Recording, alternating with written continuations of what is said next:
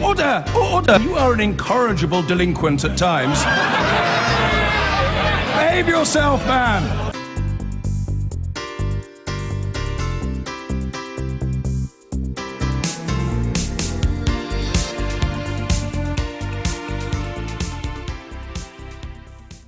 Should the government here promise to safeguard the rights of EU citizens living in Britain before it begins Brexit negotiations?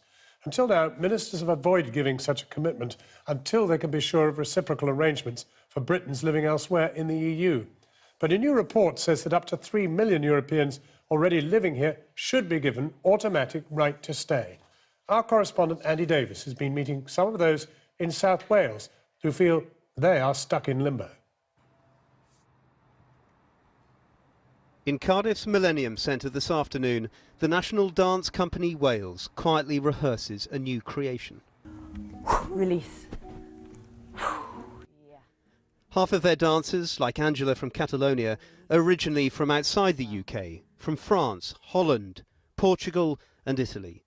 And like many of the other almost 3 million EU nationals currently living in the UK, their future status here remains unclear. Might Brexit mean exit? I would like to have the freedom to choose. What about you, Matteo? Do you want to stay here? Yeah, I'd love to stay here. And but yeah, as Angie said, it would be a shame that someone else will decide for me. You need to change your life.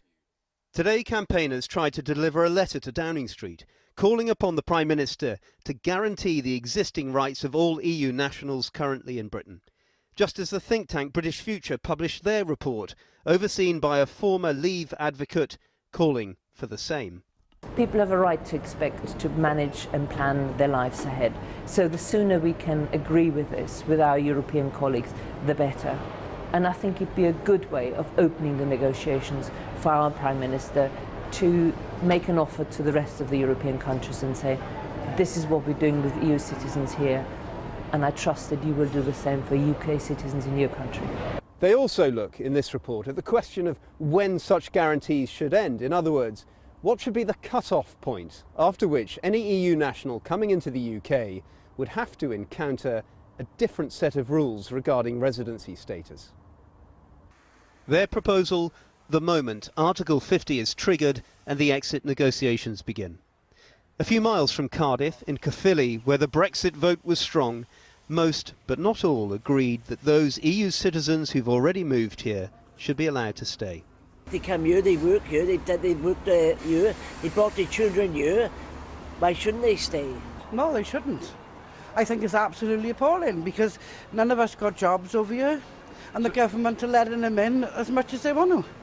So what about those already here? What do you think should happen to them? Well, I think they should go back. Should they be allowed to stay? Yeah, they should, yeah. Why do you think that? Because we got people in their countries and we want them to stay there, don't we? So, well, they do anyway. The very point the government likes to make when it says it can't yet commit to our EU migrants until other European member states reciprocate for their British immigrants. What would it mean to you if the government came out and said, right, EU citizens who are currently here in the UK will have the right to remain? What would that mean to you if they said that? Then I would have faith that maybe this referendum seemed something super shocking, but actually it would move in a way that could be good for everyone in a way. Yeah. They want some certainty, and so does the company which hired them. No doubt countless other employers around the country too. The meaning of Brexit on this issue open to interpretation for the time being. Now, the Brexit vote has already begun to affect the way British farms operate. Some are facing a 10% shortfall in seasonal workers. That's according to the Farmers' Union, as foreign employees are showing a reluctance to come over to the UK to find jobs. The industry is using the labour crisis to rethink the way it works and has introduced automation into the workplace in ways never tried before. Here's our technology editor, David Grossman.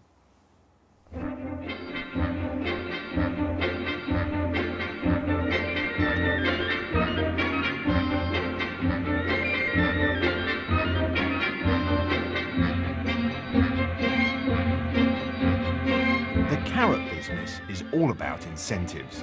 What Poskett's farm sees as the stick of Brexit threatens to dry up the supply of EU migrant labour that it relies on. And so they're turning to technology to fill the gap. Clearly we haven't got enough UK workers, so we need to look to replace jobs with technology. Not because we're taking jobs away, but we haven't got enough UK workers. If we had enough UK workers, then we won't be having migrants. This is how Poskett's used to sort their carrots. 18 migrant workers deciding what can be Christmas dinner and what's only good enough for Rudolph's nosebag. Now, cameras, lasers and computers sort the veg as it whizzes past. The good news for some firms that have high levels of migration is that they are actually quite ripe for new technology.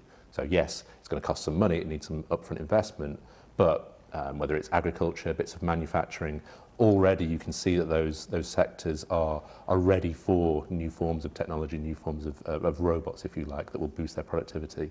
Much more difficult is those parts of the economy that have high levels of migration, but actually don't look particularly ripe for more technology, cleaning, domestic services, hotel work, for instance.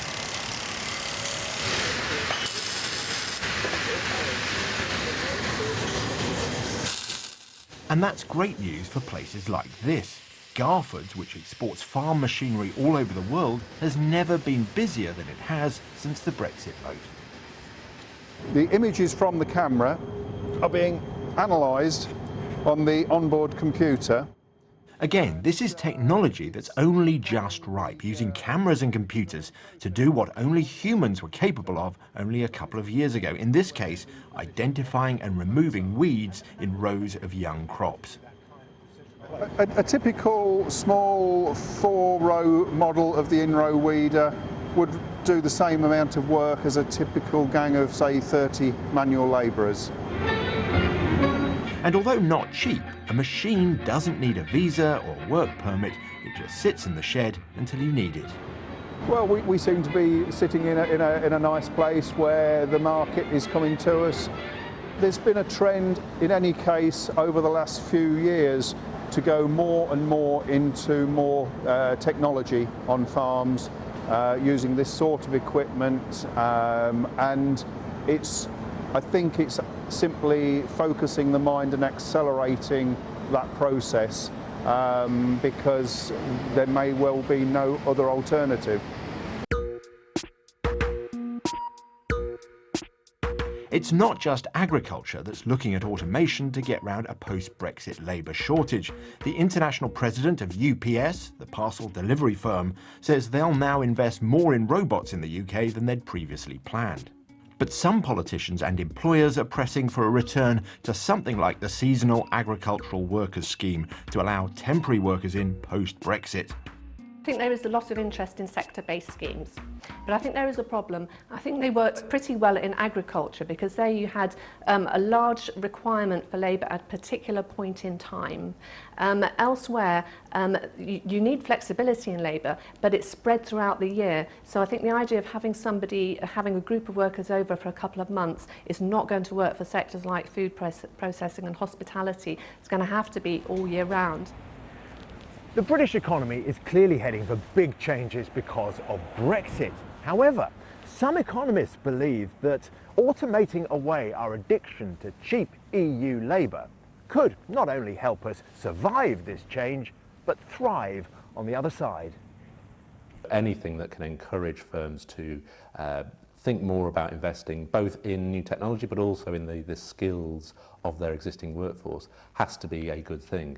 And if we can therefore start to generate more output, all right, there has to be an upfront investment cost, but generate more output without having to rely on these business models that mean that we have to be bringing in migrants on a consistent basis, then that probably is a healthy place for the economy to move. Now, there's lots of other debates about whether or not we should be thinking about changing the numbers of migrants coming in each year. But from a purely economic perspective, if we can boost productivity, then the Brexit vote will have actually had some positive impact in terms of kick-starting that process. In low-skilled, low-wage industries, the robots are certainly coming. The questions are, how quickly and how much will they cost? for big employers of migrant labour, the technology, the economics and the timescale all has to work, and that still adds up to a whole load of uncertainty.